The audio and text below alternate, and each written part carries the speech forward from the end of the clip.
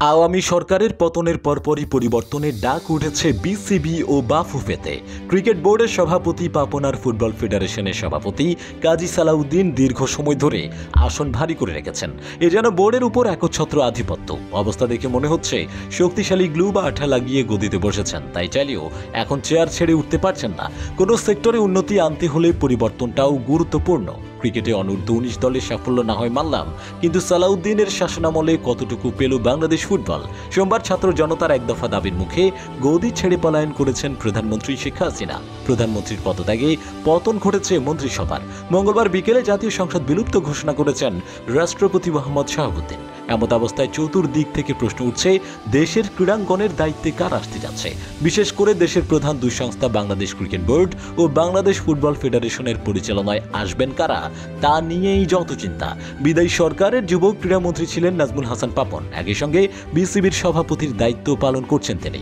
মন্ত্রিসভা বিলুপ্ত হওয়ায় পাপন আর যুব ক্রীড়া মন্ত্রণালয়ের দায়িত্বে নেই, তবে ক্রিকেট বোর্ডের সভাপতি পদে বহাল রয়েছেন। আইসিসির নিয়ম অনুযায়ী নির্বাচনের মাধ্যমে ঠিক হয় বিসিবির পরিচালনা পর্ষদ। পরে নির্বাচিত পরিচালকদের মধ্য থেকে তাদেরই ভোটে নির্বাচিত হন বোর্ড সভাপতি। এখন দেখার পালা বিসিবির পরবর্তী দায়িত্বে কে আসেন। তবে দেশের ক্রীড়াঙ্গনে হাতে গোনা কয়েকটি ফেডারেশনের সভাপতি নির্বাচনের মাধ্যমে নির্বাচিত হলেও বাকিগুলোর শীর্ষ পদে নিয়োগ দেয় সরকার। ফেডারেশনগুলোর নির্বাহী কমিটি নির্বাচনের মাধ্যমে ঠিক হলেও আদতে তা সরকার দলীয় লোকজন দ্বারাই নিয়ন্ত্রিত। এদিকে দীর্ঘদিন ধরে বাংলাদেশ বাফুফে সভাপতির দায়িত্বে রয়েছেন কাজী সালাউদ্দিন। তার নেতৃত্বাধীন ফেডারেশনটির নির্বাহী কমিটি নির্বাচন হতে পারে আগামী 26 অক্টোবর। সেই নির্বাচন ফিফার নিয়মাবলী মেনেই হওয়ার কথা। এরই মধ্যে সাবেক ক্রীড়া সংগঠক বিসিবির সাবেক যুগ্ম সম্পাদক রফিকুল ইসলাম বাউর নেতৃত্বে একদল সংগঠক বিসিবিতে গিয়ে সৎ ও যোগ্য লোকের দিয়ে বিসিবি পুনর্গঠনের দাবি তোলেন। কিন্তু সমস্যা হলো, চাইলেই বিসিবি এবং বাফুফেতে হুট করে কোনো পরিবর্তন আনা সম্ভব নয়। কারণ বিসিবি, বাফুফে এবং বাংলাদেশ অলিম্পিক অ্যাসোসিয়েশন তিনটি সংস্থার উপর সরকার নয়, বরং খবরদারি করার এখতিয়ার কেবলই সংশ্লিষ্ট খেলার আন্তর্জাতিক সংস্থার। উদাহরণস্বরূপ শ্রীলঙ্কার কথাই বলি। গত বছর সরকারের ক্রীড়ামন্ত্রী আদালতের মাধ্যমে দেশটির ক্রিকেট বোর্ডে নির্বাচিত কমিটিকে সরিয়ে দিয়েছিলেন। তাতে সঙ্গে সঙ্গে আইসিসির নিষেধাজ্ঞার কবলে পড়ে লঙ্কান ক্রিকেট বোর্ড।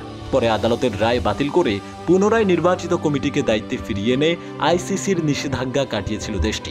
একইভাবে বাংলাদেশেও চাইলে হুট করে নির্বাচিত কমিটি সরিয়ে দেওয়া সম্ভব নয়। 2021 সালে 7 অক্টোবর চতুর্থ মেয়াদে 4 বছরের জন্য বিসিবি সভাপতি নির্বাচিত হন পাপন।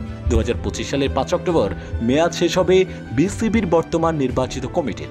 আইসিসির নিয়ম অনুসারে বিসিবিতে নিয়মতান্ত্রিক পরিবর্তন আনতে হলে আরও অন্তত 1 বছর অপেক্ষা করতে হবে।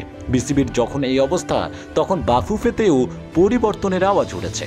2008 সাল থেকে 4 মেয়াদে বাফুফের সভাপতির দায়িত্বে রয়েছেন কাজী সালাউদ্দিন। তবে বাফুফেতেও সরকার কোনোভাবে পরিবর্তন আনতে পারবে না।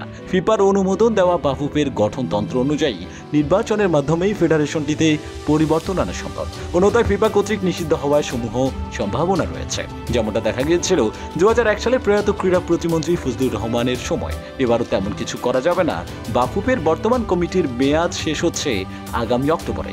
বাফুফের বর্তমান নির্বাহী কমিটি আগেই অক্টোবরে নতুন নির্বাচনের তারিখ নির্ধারণ করে রেখেছে। নির্বাচনে যারা জয়ী হবে তারাই আসবে দায়িত্বে।